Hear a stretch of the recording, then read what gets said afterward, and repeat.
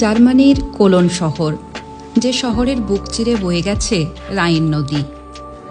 নদীর দুই তীরকে যুক্ত করেছে অনেকগুলি সেতু, যেগুলোর ওপর দিয়ে বাস, ট্রাম, ট্রেন এগুলো যাতায়াত করে।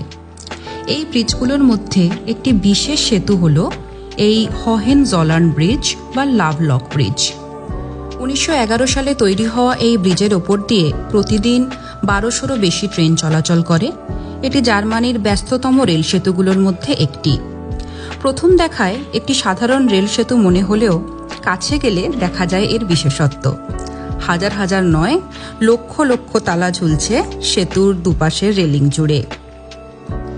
বিভিন্ন রং এবং ডিজাইনের প্রত্যেকটা তালাতে রয়েছে প্রেমিক প্রেমিকার নাম, কোনোটায় ছবিও রয়েছে, আবার কোনোটায় খোদাই করা রয়েছে বিশেষ তারিখও।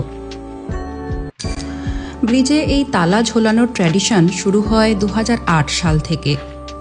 প্রেমিক প্রেমিকারা এখানে নিজের নাম খোদাই করা তালা ঝুলিয়ে ভালোবাসার প্রতিজ্ঞা রাখার রীতি শুরু করে।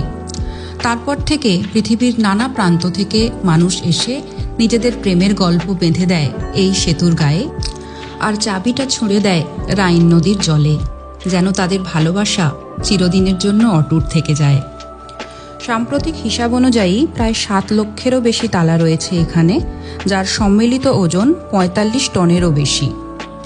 এমন তালায় ভরা ব্রিজ শুধু এখানেই নয়, প্যারিস, নিউ ইয়র্ক, মস্কোতেও এইরকম ব্রিজ রয়েছে।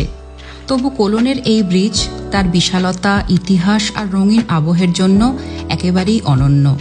এখানে দাঁড়িয়ে মনে হয় যেন হাজারো প্রেমের গল্প এই ইস্পাতের বুকেই চিরদিনের জন্য লেখা হয়ে আছে।